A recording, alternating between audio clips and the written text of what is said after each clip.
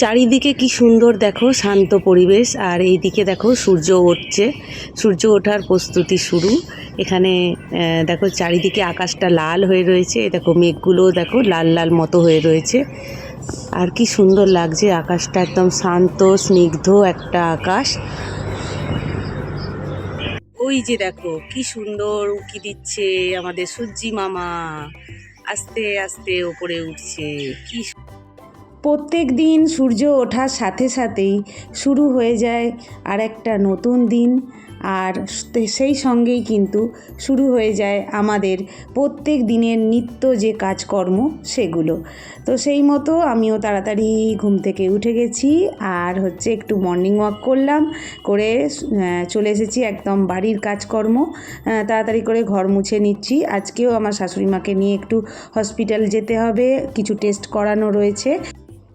তাড়াতাড়ি করে ঘর মুছে নিচ্ছি, কেন কি যাবে ছেলে স্কুলে। তো সেই জন্য আমি ঘর মুছে আগে কি করলাম, ওকে রান্না করে দিলাম। ও আর কি ভাত খেয়ে যায় প্রত্যেক দিন, তো সেই মতো ভাত টাত খেয়ে বেরিয়ে গেল, ওকে টিফিনটাও করে দিয়েছি। আর আমাদেরও যে সকালবেলা রুটি আর আলু ভাজা ব্রেকফাস্টের জন্য একেবারে বানিয়ে নিয়েছি। আর তারপরে কি করলাম, জামা কাপড়গুলো কেচে সোজা চলে এসেছি ছাদে, জামা কাপড়গুলো মেলে দিচ্ছি। আর তারপরেই স্নান টান করে নেব, স্নান করে নিয়ে তারপর ফুলগুলোকে তুলে নেব। তো আজকে এই যে দেখো এই ফুলটা একটাই মাত্র হয়েছে, এর আগের দিন না 3টে হয়েছিল, তো আজকে দেখি একটা হয়েছে আর কিছু সাদা ফুল হয়েছে। আর এখানে দেখছি 2 রকম জবা হয়েছে, এগুলোকে তুলে নিলাম। আর নিয়ে তারপরেই কিন্তু আমি পুজো করতে চলে গিয়েছিলাম। এদিকে ঠাকুরের জন্য যে মালাগুলো প্রত্যেক দিন আসে আমার, সেই মালাগুলো এসে গেছে। তো আমি কি করলাম, ঠাকুরকে মালাগুলো পরিয়ে দিলাম। আর এখানে দেখো আমার শিবশম্ভুকেও একটু সাজিয়ে গুছিয়ে দিচ্ছি। পুজো সেরে সোজা চলে এসেছি একদম রান্নাঘরে। দুধটাকে একটু জাল দিয়ে নিলাম, আর আমের মুখগুলোকে না এরকম কেটে জলে ডুবিয়ে রেখে দিলাম। আমার ঠাকুমা বলতো যে এরকম আমের মুখ নাকি কেটে জলে ডুবিয়ে রাখলে আর তারপরে নাকি আম খেলে নাকি আমাশা হয় না, এইভাবে যদি আম খাওয়া হয়। তো জানি না কতটা কি সত্য, আমি ঠাকুমার থেকে দেখেছিলাম আর সেটা এখনও করি। আর এই যে দেখো আলু ভাজা সকালবেলার একটু বেঁচে গেছে। আর এদিকে দেখো আমার কয়েকটা সবজি বাজার এসছে, সঙ্গে এসেছে ডিম। আর এই দেখো ঝিঙেটা দেখো কতটা লম্বা, একটাই ঝিঙে নিয়ে এসেছে, কি লম্বা ঝিঙেটা সেটা একটুখানি তোমাদেরকে দেখাচ্ছি। আর সেই সঙ্গে দেখো কি কি বাজার এসেছে, এখানে পটল আছে, ঢ্যাঁড়স আছে, পেঁপে আছে, কুমড়ো রয়েছে, আর রয়েছে তোমার হচ্ছে একটা লাউ এনেছে, ছোটো দেখে একটা লাউও এনেছে, আর আম এনেছে। তো এই ছিল আজকের বাজার। আর সঙ্গে নিয়ে এসেছে ডিম। আমাদের না যখন ডিম শেষ হয়ে যায় 1 ট্রে করে নিয়ে আসে, কেন কি 1 ট্রে করে নিয়ে আসলে না একটু সুবিধা হয়, মানে রোজ দিন বাজারে যেতে হয় না। আর আমাদের এখানে বর্ষাকাল হলে বা বর্ষা হলে না জল জমে যায়, সেই জন্য না সবসময় আর কি মাছ টাছ আনতে যাওয়া হয় না, সেই জন্য ডিমটাই একটু বেশি খাওয়া হয়, সেই জন্য ডিমটা এনে রাখলে একটু সুবিধা। তো ডিমগুলোকে তুলে রাখলাম, আর সবজিও কেটে নিলাম। কেটে নিয়ে আজকে সেরকম কিছু রান্নাবান্না করছি না। এই যে দেখো না আলু ভাজাটা যে বেঁচে গিয়েছিল, ওইটার সঙ্গে একটুখানি আমি কি করেছি, হচ্ছে উচ্ছে আর হচ্ছে পেঁয়াজ আর একটু ফুলকপি দিয়ে ভেজে নিয়েছিলাম। আর এখানে মাছের একটা ঝোল করেছি পটল আলু আর পেঁপে দিয়ে। আর এদিকে দেখো বিকেলের তরকারিটাও করে রেখে দিচ্ছি, কেন কি ছেলে স্কুল থেকে এসে আর কি খাবে, ওর খাবারটা রেডি করে দিয়েই আমি আমার শাশুড়ি মাকে নিয়ে হসপিটাল যাব।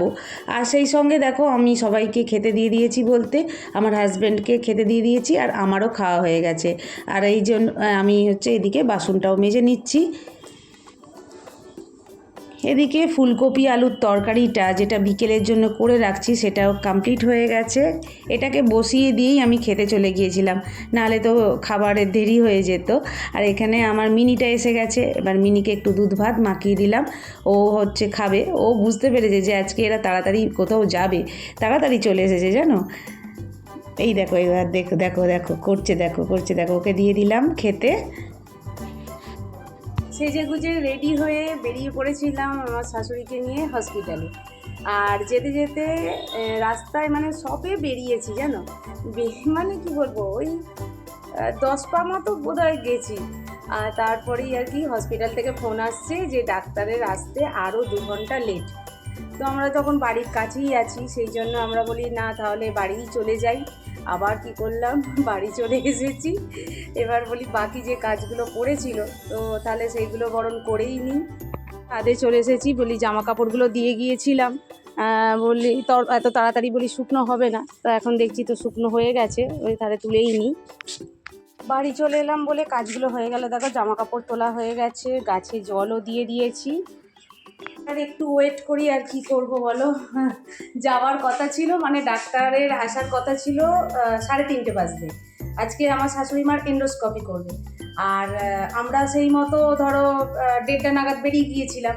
আবার রাস্তা থেকে ফিরে এলাম, এসে ওই জন্য আমার এত তাড়াতাড়ি বেরিয়ে গেছি তো গ্যাস মোছা হয়নি, তারপরে অনেক কিছু কাজই টুকটাক করেছিল, বলি এসে করব, কি করব, টাইম মতো করতে পারিনি। বাড়ি চলে এলাম বলে কাজগুলো যাই হোক হয়ে গেল। এবার ডাক্তারবাবু হঠাৎ আর কি খবর দিচ্ছে যে 4:30 নাগাদ আসবে, তো সেই জন্য আর কি ঘরে চলে এসেছিলাম, আবার বেরোবো। এরপর হসপিটালের উদ্দেশ্যে বেরিয়ে পড়েছি, রাস্তা দিয়ে যাচ্ছি, যেতে যেতে তোমাদেরকে দেখাচ্ছি। দেখো এই হচ্ছে হসপিটাল, এখানে আমার মাকেও দেখাই। আর যে ডাক্তারকে আমার মাকে দেখানো হচ্ছে সেই ডাক্তারকেই আমার শাশুড়ি মাকে দেখাচ্ছি। কেন কি আমি ওই ডাক্তার সম্পর্কে জানি, যে আমার মায়ের যখন এরকম কিছু হয়েছিল দেখিয়েছিলাম, মা ভালো হয়ে গিয়েছিল।